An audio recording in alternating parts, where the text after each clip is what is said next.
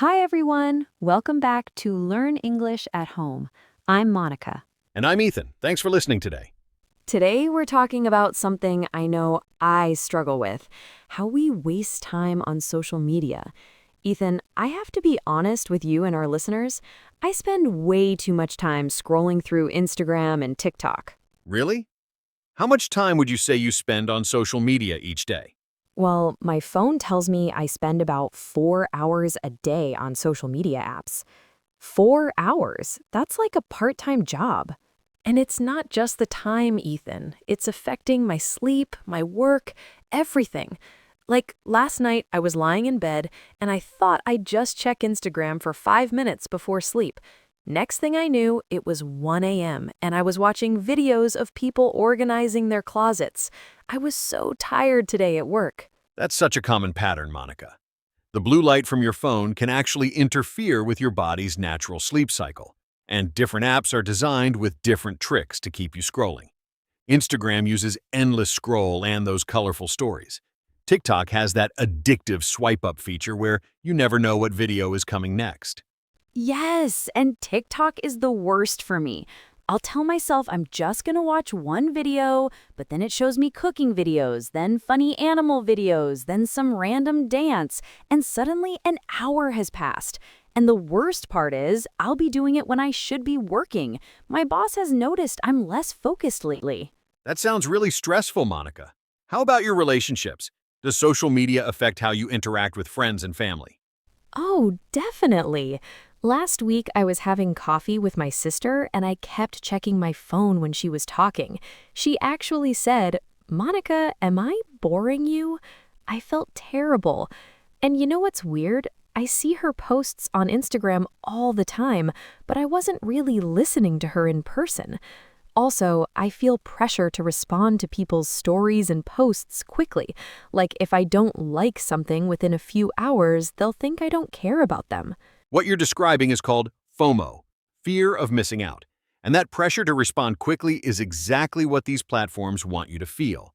They want you to think that every notification is urgent. But here's the truth. Real relationships don't depend on how quickly you like someone's vacation photos. Your sister would much rather have your full attention when you're together than have you like all her posts. That's so true. I never thought of it that way. But what about when I'm in social situations where everyone is on their phones? Like at parties or restaurants, everyone is taking photos for Instagram or checking their phones. I feel weird being the only person not looking at my phone. That's a great question, Monica. This is actually a perfect opportunity to be a positive influence. Try starting a conversation with someone or ask an interesting question to the group. You might be surprised. Often people are relieved when someone breaks the phone staring cycle. And remember, just because everyone else is doing something doesn't mean it's the right thing to do. You could also suggest a group activity like playing a game or sharing something interesting that happened to you recently. That's really helpful advice. What about at work, though? I mentioned my boss noticing I'm less focused. Do you have strategies for avoiding social media during work hours? Absolutely. At work, I'd suggest using your computer's Do Not Disturb mode or website blockers during focused work time. You can set them to block social media sites for specific hours. Also, keep your phone in a drawer or bag, not on your desk. If it's not visible, you're less likely to reach for it. Some people find it helpful to check social media only during their lunch break, treating it like any other break activity. Those are really practical ideas. Are there any apps that can help track how much time I'm actually spending on social media? Sometimes I don't realize how much time has passed. Yes, definitely. Most phones now have built-in screen time tracking. On iPhones, it's called Screen Time, and on Android phones, it's Digital Well-being. These tools show you exactly how much time you spend on each app, and you can even set time limits. When you reach your limit, the app will remind you to take a break. There are also third-party apps like Moment or Rescue Time that give you detailed reports about your phone usage. That sounds really useful. I'm curious, though, when people do manage to reduce their social media time, what kind of positive changes do they notice? I want to know what I have to look forward to. Oh, the changes can be really significant. People often report sleeping better because they're not looking at screens before bed. They feel less anxious and less likely to compare themselves to others. Many people say they feel more present in conversations and relationships. They also discover they have much more free time than they realized, time they can use for hobbies, exercise, reading, or learning new skills. And interestingly, many people report feeling less angry or frustrated because they're not constantly seeing negative news or arguments online. Wow, that all sounds amazing. You know, you mentioned comparing yourself to others. That's such a big thing for me. I'll see people posting about their perfect vacations or their new jobs or their beautiful homes, and I start feeling bad about my own life, even though I know logically that people only post the good stuff. That's exactly the problem with social media, Monica. It creates this false reality where everyone else's life looks perfect. But think about your own posts. Do you share photos when you're doing laundry, paying bills, or having a difficult day? Probably not. Everyone is curating their online image, showing only the highlights. When you reduce your social media consumption, you stop constantly comparing your real life to other people's edited highlights. That's so true. I don't post when I'm stressed about work or when I'm home in my pajamas eating cereal for dinner. Speaking of different platforms, is one social media app worse than others? Like, is TikTok more addictive than Instagram or Facebook? That's a fascinating question. Different platforms use different psychological tricks. TikTok is particularly addictive because of its algorithm. It learns exactly what content keeps you watching and serves you more of it. The videos are short, so you always think just one more, but they can keep you scrolling for hours. Instagram uses FOMO with stories that disappear and those red notification dots. Facebook keeps people engaged with endless scroll and by showing you posts from people you haven't interacted with in years. Twitter, now called X, uses controversy and breaking news to keep you refreshing. Each platform has been carefully designed to maximize your time spent on it. That's really eye-opening, Ethan. I had no idea each platform was using different tricks. It makes me feel like I've been manipulated, but also like I'm not completely helpless. Are there any success stories you know about people who managed to break free from social media addiction? Absolutely. I know several people who have transformed their relationship with social media. One friend of mine used to spend about 5 hours a day on various apps. She started by just turning off notifications, and within a month, she was down to 30 minutes a day. She told me she suddenly had time to take up painting again, which she hadn't done since college. Another person I know did a complete 1-month detox and said it was like waking up from a trance. He realized how much mental energy he'd been wasting on other people's opinions and drama. 5 hours down to 30 minutes? That's incredible. That gives me hope. But what if I have a bad day and end up scrolling for hours again? I'm worried I'll just give up on all these strategies if I mess up once. Monica, that's completely normal. Think about it like learning to ride a bicycle. You probably fell off a few times before you got the hang of it. The key is not to see a bad day as a failure, but as information. Maybe you were stressed, bored, or in a particular location that triggered the habit. Each time you notice yourself slipping back into old patterns, you can ask, what happened here? What can I do differently next time? The people who succeed long-term are not the ones who never have setbacks. They're the ones who get back on track quickly without giving up entirely. That's such a helpful way to think about it. Before we finish, do you have any final advice for someone like me who's just starting this journey? Maybe something you wish you could tell everyone who's struggling with this? Yes, absolutely. First, be compassionate with yourself. You're not weak or broken. You're responding normally to technology that was specifically designed to capture your attention. Second, start small. Don't try to go from 4 hours a day to 0 overnight. Pick one strategy and stick with it for a week before adding another. Third, focus on what you're gaining, not what you're giving up. Instead of thinking, I can't check Instagram, think, I have time to call my sister, or I can read that book. And finally, remember that your real life, the conversations, experiences, and relationships happening right here in the physical world, is infinitely more valuable than anything happening on a screen. Wow, that is a lot. I know. And the worst part is, I don't even realize I'm doing it. I'll pick up my phone to check the time, and suddenly I'm watching videos of people making food I'll never cook, or reading about celebrities I don't even care about. That sounds really familiar. And then I feel guilty about it. Like, I could have used that time to read a book, or exercise, or learn something new. Instead, I'm just scrolling. Right. Well, Monica, you're definitely not alone in feeling this way. Many people struggle with social media habits, but the good news is there are some practical things you can do about it. Really? Like what?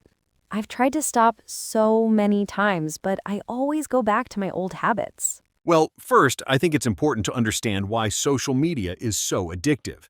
These apps are designed to keep us scrolling. They use bright colors, notifications, and something called variable rewards to keep us coming back. Variable rewards? What does that mean? It means you never know what you're going to see when you open the app. Sometimes it's something funny, sometimes it's boring, sometimes it's shocking. This unpredictability keeps our brains interested, like a slot machine. Oh, wow. I never thought about it like that. So it's not just that I have no willpower? Not at all. You're fighting against teams of engineers and psychologists whose job is to make these apps as engaging as possible, so don't blame yourself. That actually makes me feel a bit better. But what can I do about it? I can't just throw my phone away. Of course not. Here are some practical strategies. First, turn off notifications for social media apps. When your phone isn't beeping and buzzing all the time, you'll pick it up less often. Oh, that's a good idea. I get notifications for everything. Likes, comments, new videos. Exactly. Turn them all off. You can still check the apps when you want to, but you won't be constantly interrupted. Okay, I can do that. What else? Second tip, remove social media apps from your phone's home screen. Put them in a folder, or better yet, on a different screen entirely. This creates what we call friction. It makes it just a little bit harder to open the app. Friction. I like that concept. Right? Sometimes we open social media apps without even thinking about it. If you have to take a few extra steps to find the app, it gives your brain time to ask, do I really want to do this right now? That makes sense. I definitely open Instagram without thinking sometimes. I'll be sitting on the couch and suddenly I'm scrolling, and I don't even remember picking up my phone. Exactly. Here's another strategy. Set specific times for social media. Maybe check it once in the morning and once in the evening, for a maximum of 15 minutes each time. 15 minutes? But what if something important happens? Monica, let me ask you this. In the past month, how many truly important things have you learned from social media? Well, I learned that my friend got engaged, but she probably would have texted me about that anyway. Right. Most social media content isn't urgent or important.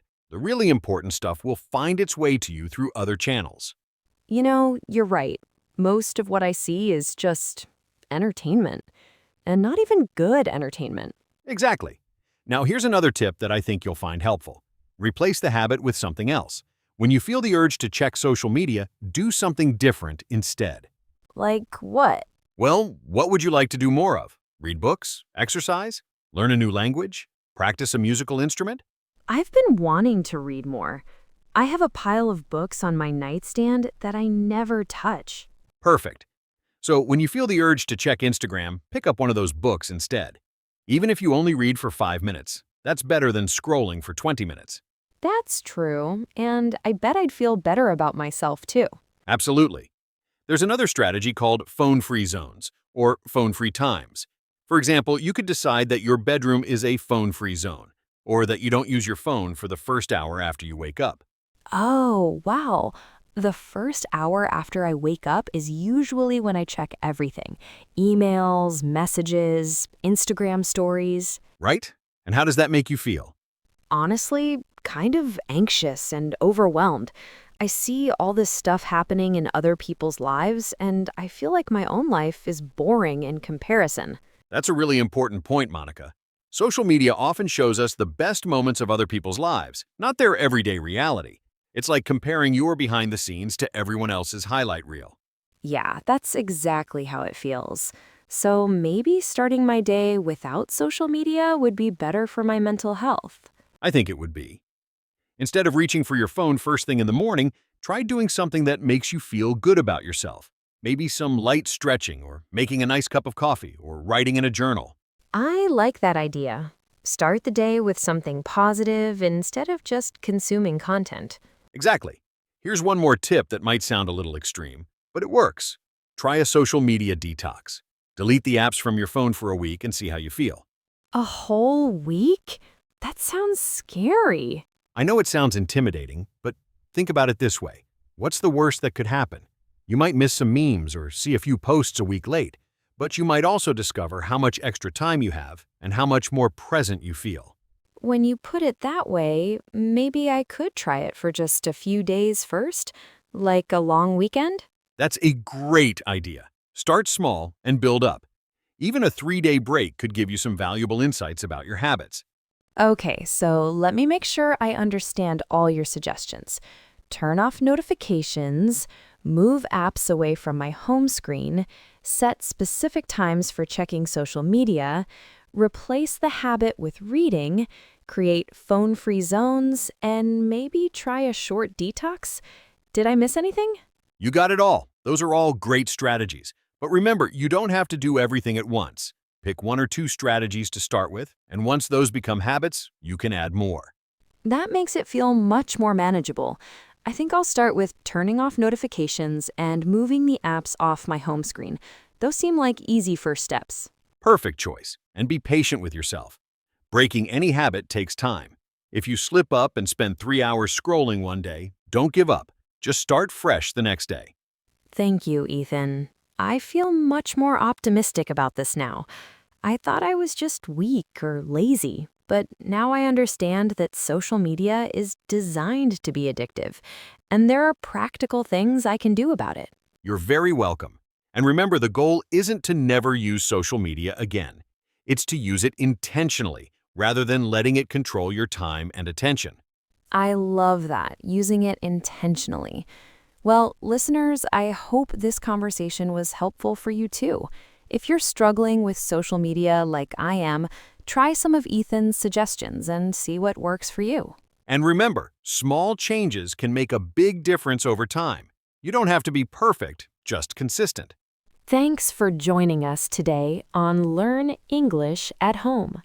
Next week, we'll be talking about healthy eating habits on a budget. Until then, this is Monica. And this is Ethan. Take care, and we'll see you next time.